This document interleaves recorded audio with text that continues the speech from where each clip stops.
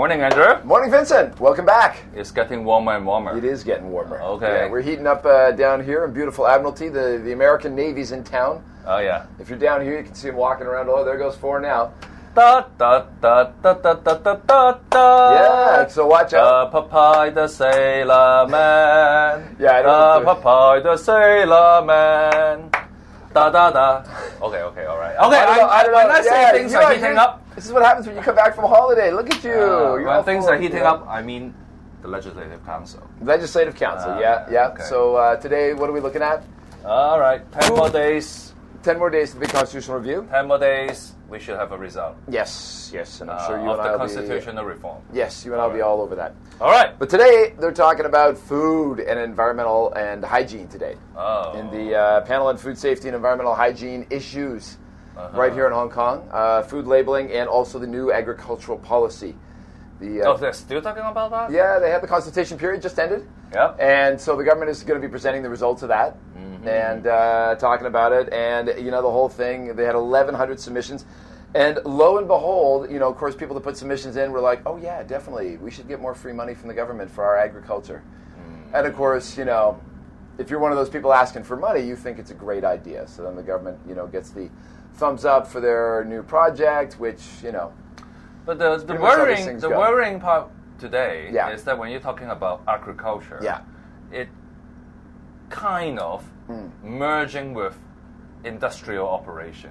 Okay. Yeah, when they are talking about vertical farming, have you learned about we've vertical? Talked about it. We've talked about vertical it before. farming. Yeah. Is you're actually using a lot of industrial processes in agriculture, which is actually very, I think, very manufacturing in a sense. Oh yeah, absolutely. It's a lot of electricity. It's a lot of power, water, and it's very so. very industrial in that sense.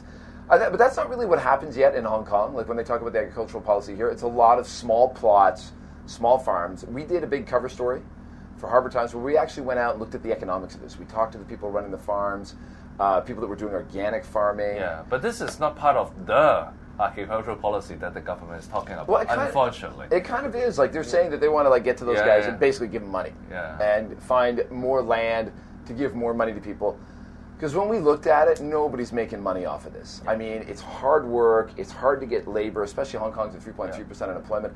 And the numbers just don't add up. And they were basically like, well, maybe someday we might break even if we don't have another disaster like we did last year. I mean, it was really kind of heartbreaking. But, you know what? That's why I think that the real policy focus will be on vertical farming. Okay. But if we'll wait and see. If finally they can finally get the people and the land, I'm all for horizontal farming, the traditional type. Yeah. Because it's actually gave us better food. Yeah. Reduce the carbon footprint because you are transporting food locally. Hopefully, but I don't think we have enough land for anything that makes sense for economies of scale wise. Yeah. And I think this whole thing about bringing the food is transported less distance. I think what people forget though is that you have to bring everything to that land if it is not already suitable for agriculture.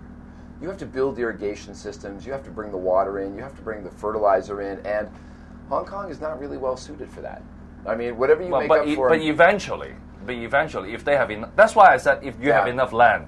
Yeah. If you have only very small plot of land, and you have to put all this network of water and all that, it is extremely expensive and not efficient. It's not efficient. But if you can find a large piece of land, then it starts to make sense. Yeah. But if you can find a large piece of land in Hong Kong, do you think they will go for farming? You could sell it and feed everybody in Hong Kong for 10 years. Or you can do it. You can do it for building public housing or whatever. Yes, exactly.